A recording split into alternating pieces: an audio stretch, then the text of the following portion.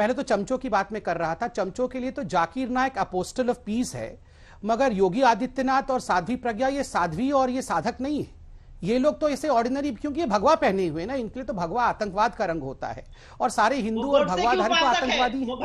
आप तो भगवा, आप चुपचाप सुनिए, मेरी भी अभी आप चुपचाप जरा सुन लीजिए। मैं आपके बीच में नहीं बोल रहा था, मेरे भी अभिव्यक्ति की आजादी है, मेरी आजादी पे हनन मत करिए, सुन लीजिए। तो स्वाभाविक रूप से इनके लिए भगवा तो एक गंदा गाली है, ये प्रज्ञा को गाली देंगे। मगर जिस प्रकार प्रज्ञा ठाकुर की इन्होंने अपने समय साध्वी प्रज्ञा ठाकुर की पीठ की हड्डी तोड़ी थी ना, जब ये प्रज्ञा ठाकुर को देखेंगी, स्वाभाविक है इनको साध्वी के वेश में प्रज्ञा ठाकुर में बुरा ही नजर आएगा, अच्छा नजर आएगा नहीं।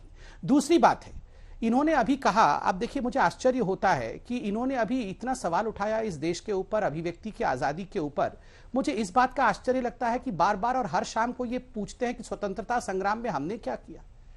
आप याद करिए, मैंने बार बार कहा है कि आप बताइए सोनिया गांधी जी के परिवार ने स्वतंत्रता संग्राम में क्या कंट्रीब्यूशन रखा है। झुमरी तलैया से लड़ रही थी क्या सोनिया गांधी के माताजी पिताजी? कहां से लड़ रहे थे स्वतंत्रता संग्राम के लिए? रोहित सरदाना के परदादा, मेरे परदादा, सुप्रिया सुले जी की परदादा भी और डीजी साहब के परदादा भी कहीं ना कहीं से कुछ ना कुछ तो कंट्रीब्यूट कर ही रहे होंगे। मगर सोनिया गांधी के पिताजी स्टीफेनो माइनो, जो कि मुसोलिनी के राइट हैंड आदमी थे, और खुद उन्होंने अपने इंटरव्यू में आउटलुक में 1998 में कहा है, सुनिए, सुन लो, दादाजी की बात कर रहा हूं, आपकी दादाजी की बात कर रहा हूं, कान खोल के सुनो। पहले स्टीफेनो माइनो की कहानी सुनो।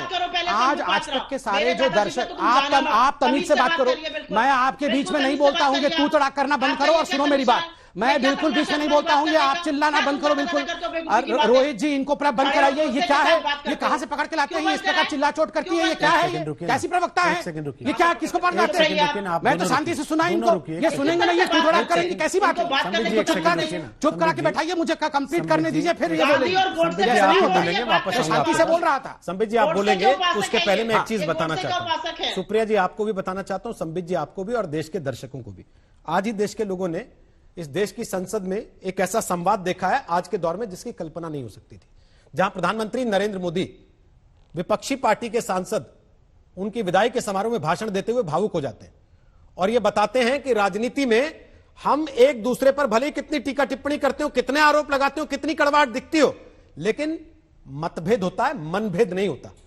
इसलिए मेरा निवेदन यह है कि टेलीविजन पर भी जब आप बैठे हैं तो मनभेद ना लगे, मतभेद बेशक।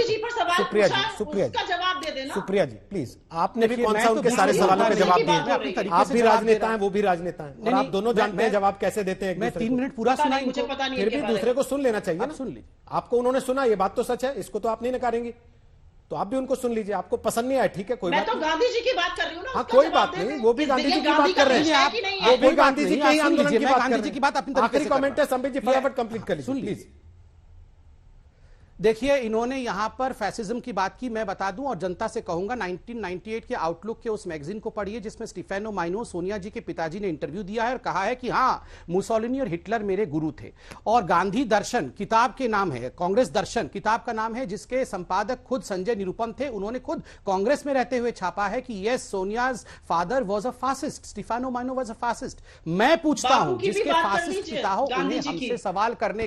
उन्हें हमसे सवाल करने का कोई औचित्य नहीं है, इसलिए सवाल ना करे, मंथन करे।